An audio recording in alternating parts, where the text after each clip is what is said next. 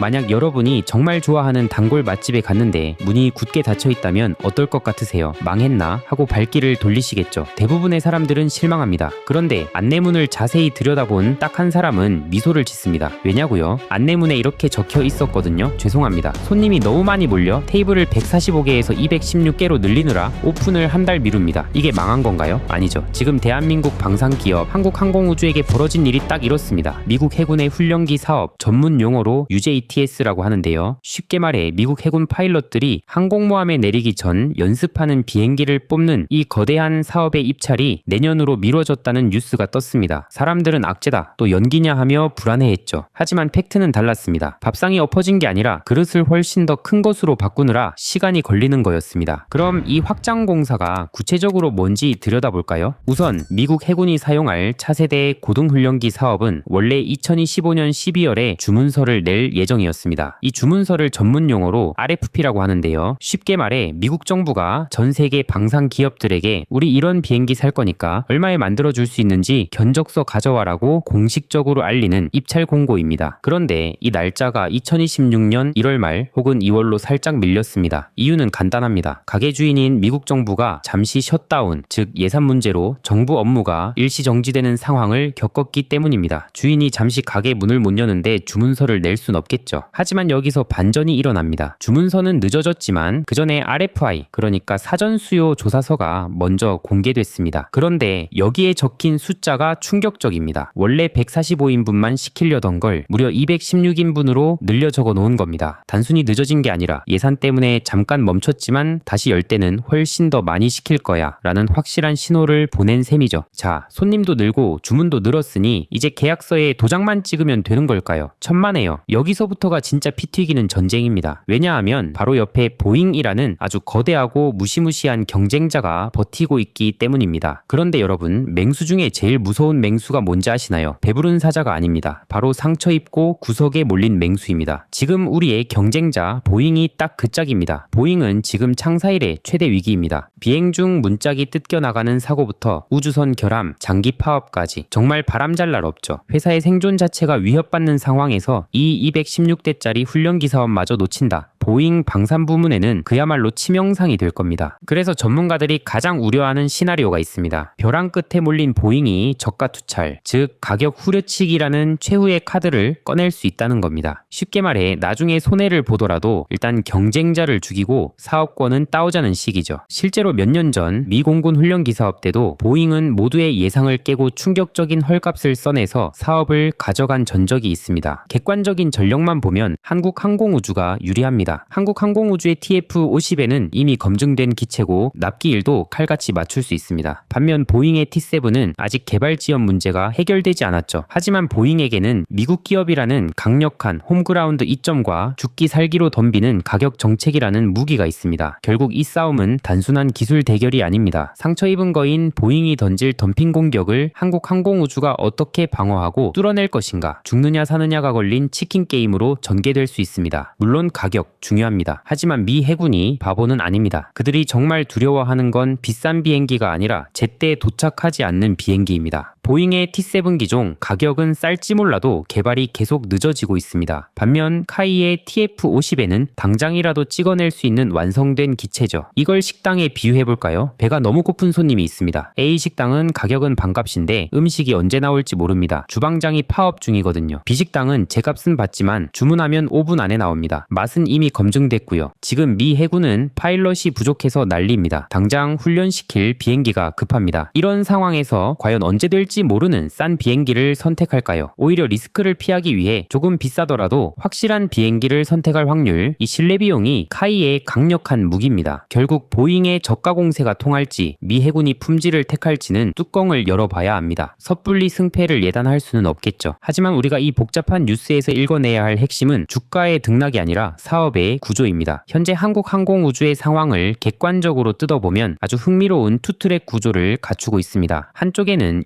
2026년부터 시작될 KF-21 양산이라는 확정된 실적이 있습니다. 이건 기업이 흔들리지 않게 잡아주는 튼튼한 안전벨트 역할을 합니다. 반대쪽에는 미 해군 사업이라는 거대한 변수가 있습니다. 이건 되면 좋고 안 돼도 회사의 존립에는 영향을 주지 않는 플러스 알파의 영역이죠. 그러니 이번 입찰 지연 뉴스를 보고 무조건 공포를 느낄 필요도 반대로 무조건 대박이라고 흥분할 필요도 없습니다. 중요한 건 기본 체력을 갖춘 상태에서 세계 최대 시장에 도전장을 내밀 수 있는 체급이 되었다는 사실입니다. 2026년 과연 이 안전벨트 위에 미국 수출이라는 날개까지 달 수 있을지 그 흥미로운 도전 과정을 차분하게 지켜보는 것이 가장 정확한 시선일 것입니다. 2026년 2월 최종 제안 요청서가 나오기 전까지 한국항공우주는 어떻게 움직일까요? 보통 기대감으로 주가가 오를 수 있습니다. 하지만 주의하세요. 2월에 RFP가 공개되는 순간이 다가올수록 주가는 조정 국면으로 갈 수도 있습니다. 왜냐고요? 막상 일정이 닥치면 현실에 집중합니다. 결과 전 기대감만 취하는 투자자들의 차익 실현 매물이 나타나거나 현실에 집중하고 보니 조건이 생각보다 까다로워서 카이한테 불리한데 하는 해석이 나올 수 있기 때문입니다. 이 과정에서 경쟁사의 언론 플레이나 흑색 선전으로 주가는 롤러코스터를 탈 것입니다. 따라서 무작정 장밋빛 미래만 그리지 말고 RFP 공개 시점 전후의 변동성에 대비하는 방어적인 시나리오도 세워둘 필요가 있겠습니다. 그래서 지금 필요한 건 확신도 공포도 아닌 기다릴 수 있는 판단력입니다. 이 싸움의 승패는 하루 이틀의 주가가 아니라 구조를 이해한 사람만 끝까지 가져갈 수 있는 시간의 문제이기 때문입니다. 그리고 오늘 같은 섹터 변화의 경우 앞으로 중요한 변곡점을 지날 때마다 텔레그램에서 바로바로 알려드리겠습니다. 여러분도 아시잖아요. 중요한 이슈들 이런 건 유튜브 영상으로 대응하기엔 너무 늦습니다. 유튜브는 영상을 만드는데 시간이 걸리지만 텔레그램은 제가 시장을 보는 순간 바로 공유할 수 있거든요. 여러분들이 제 유튜브를 정말 많이 사랑해 주셔서 구독자 7만 명 달성한 게 엊그제인데 벌써 8만 명이 되었습니다. 여러분들의 사랑에 무한 감사드립니다. 이에 보답하고자 무료 텔레그램을 운영하고 있습니다. 유튜브에선 말씀드리기 어려운 이야기, 좀 더 상세한 시황과 주식 분석, 그리고 주식 꿀팁들을 공유드리고 있습니다. 그리고 8만 명 구독자 선물로 월급쟁이가 100억 버는 투자 공식이라는 전자책도 공유드려 놓았습니다. 텔레그램 입장하셔서 공지 버튼 누르시면 제가 쓴 전자책 바로 다운받으실 수 있습니다. 여러분들 사랑에 보답하기 위해 드리는 선물이니 부담 없이 즐겨주시길 바랍니다. 제 유튜브와 텔레그램만 보셔도 시간이 압도적으로 절약되도록 만들어 드리겠습니다. 유튜브 고정 댓글에 텔레그램 참여하실 수 있는 링크 공유 드릴 테니 많은 참여 바랍니다. 오늘 이 업데이트 영상 끝까지 보신 것만으로도 여러분은 이미 상위 1%입니다. 남들은 어려워서 이해하지 못할 때 우리는 이 신호를 먼저 읽습니다. 우리 함께 이 사이클을 추적해 봅시다.